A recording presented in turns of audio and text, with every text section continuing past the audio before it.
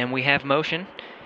You see Dragon physically separating from the International Space Station, 1:32 a.m. Central Time. The International Space Station, 253 statute miles over Sedan.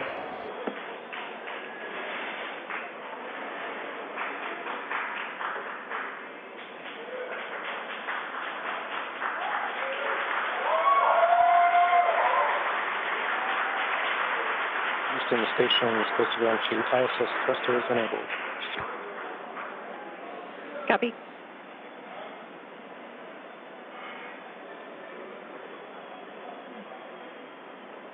So there you can see on your screen visual confirmation. What a gorgeous shot. Dragon has undocked from the International Space Station, and we are beginning the departure. That's right, and you're going to hear the voice of David St. Jacques again. He's the one inside of the station monitoring Dragon for its departure. Slowly backing away. Everything's looked good so far with those separation burns. Again, as Gary said, that physical separation, that undocking coming at 11:32 p.m. here Pacific. Station Houston at 2, Dragon departure burn 0, complete. So you heard us mention earlier that we have a series of 4 departure burns, starting with 0, 0, 1, 2, 3. We have confirmation that departure burn 0 has been completed. That's right, and so with that one down, we're going to start seeing Dragon begin flying actually above the International Space Station, and then coming up in just a couple of minutes, departure burn 1, the second departure burn, will be coming. That should be in about 4 or 5 minutes from now. And so we're going to see Dragon just kind of swing its way over top the space station and eventually fly out of both the keep-out sphere and the approach ellipsoid. And so the keep-out sphere is one of my favorite things. It's an imaginary sphere with about a 200-mile radius, so 200-meter radius. That would be a much bigger sphere. A 200-meter radius in all directions. And that just governs, so kind of like the approach ellipsoid, which I explained earlier, before you're in the keep-out sphere, any maneuvers with the spacecraft have to be safe and not get inside within 4 orbits. Dragon is in the corridor, and opening rate is as expected. Copy. And David St. Jacques reporting everything looking good so far. You heard him say the corridors, so they, on their overlays that they have on their laptops on board the station where they're actually monitoring Dragon, they're looking for any perturbations outside of the expected path. If they see anything that doesn't quite look right, again, they're in the loop and they can send commands, but everything going smoothly with Dragon slowly flying away. And this is kind of an animated representation of the kind of stuff that the crew is looking for. They have that corridor, so kind of that triangular shape you can see there, where they're just looking to make sure Dragon's pitch, yaw, approach, speeds, everything like that are inside of parameters as expected.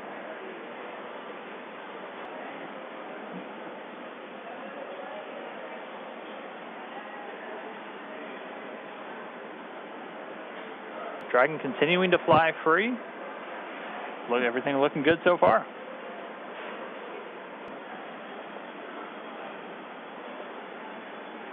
So just in case you've just tuned in, we are currently watching Dragon as it departs from the International Space Station. It's been a really smooth operation so far with the undocking procedure, and now we're moving into departure. As of right now, you can see on your screen the Dragon capsule moving away from the approach ellipsoid. There we can see the nose cone still in its open position, leaving the forward hatch exposed. We will be closing that prior to Dragon's re-entry.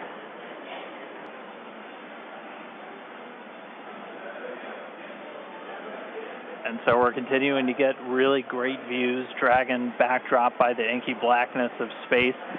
You'll see the cameras are a little bit jerky in their motions. They're actually being controlled by somebody on the ground in mission control.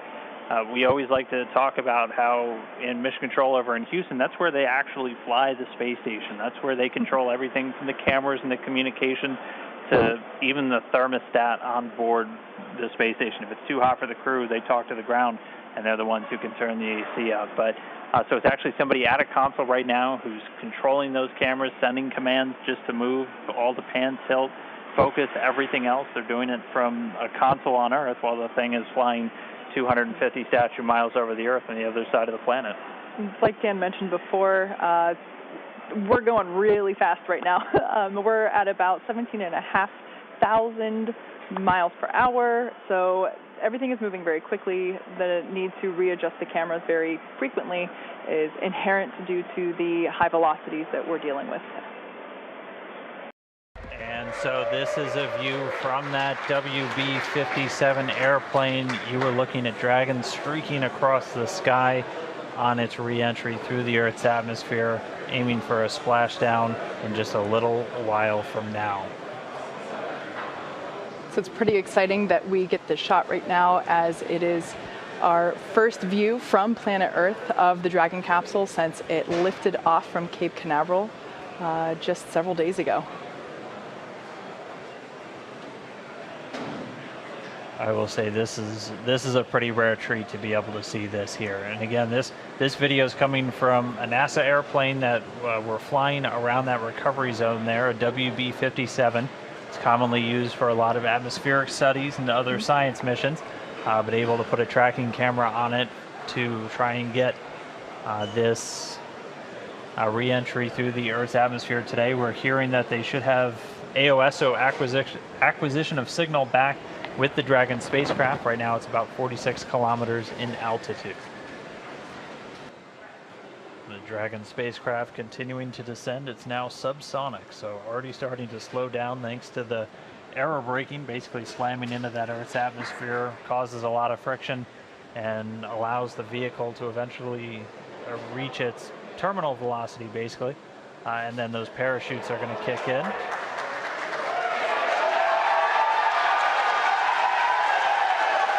So there you have visual confirmation of the deployment of our drogue parachutes. This is the first of 2 parachute deployments.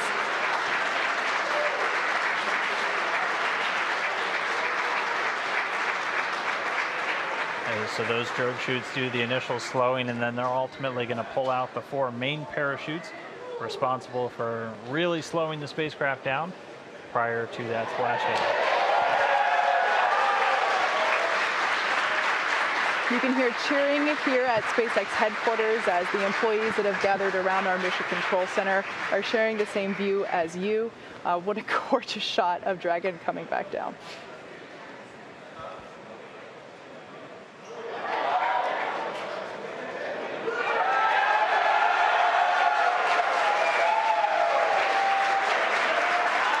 And here come the mains.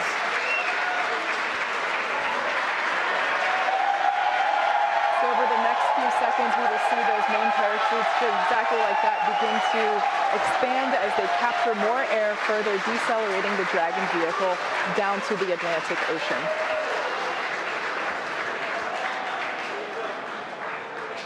Really can't ask for a more picture-perfect shot than that. And yes, all 4 chutes now deployed. It's going to continue to descend.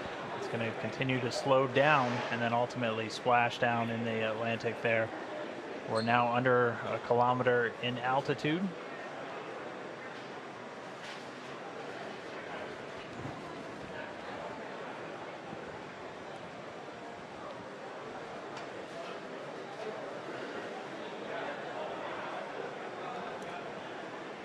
Just about 750 meters to go.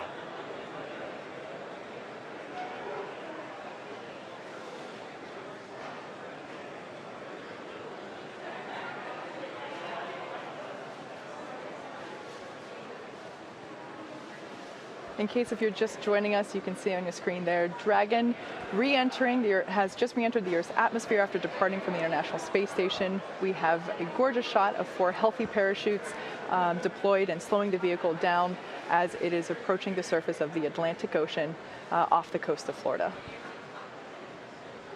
And it's continuing to descend under those chutes. We just passed 500 meters. Everything continuing to look good via reports to all the flight control teams. Now we're at about 400 meters.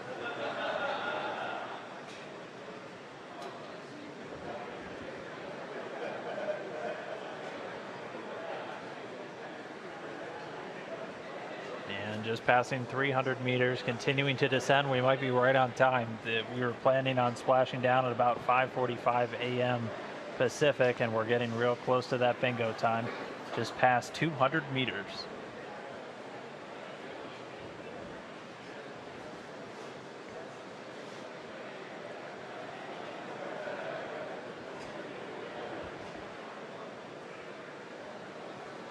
And we have confirmation that Dragon is now under 100 meters, is 100 meters above the surface of the ocean.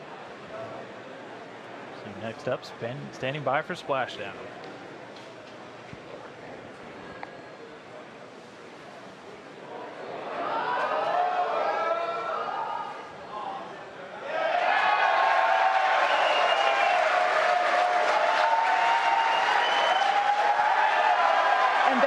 Confirmation of splashdown. Dragon has returned to planet Earth. It is now back home, and you can see on your screen our two fast boats racing out to the capsule, now in recovery. That splashdown came right on time, 5:45 a.m. Pacific, 8:45 a.m. over on the East Coast. The teams that have been ready and waiting, they were staged just a few nautical miles away.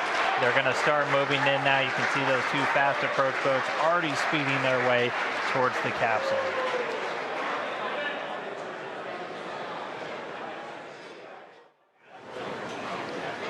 Right now we're just waiting for Dragon to lift up and out of the water and into the nest. And there it goes. So there facing us is what we call the side hatch. And that is where, as Dan just mentioned, the astronauts would, if we had astronauts on board today, where they would be exiting.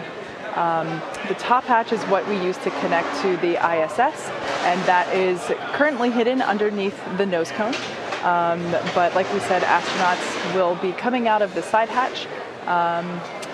Yeah, and we got a beautiful shot there. Now the hydraulic lift is coming back towards us, and it is preparing to lower the Dragon capsule into its nest.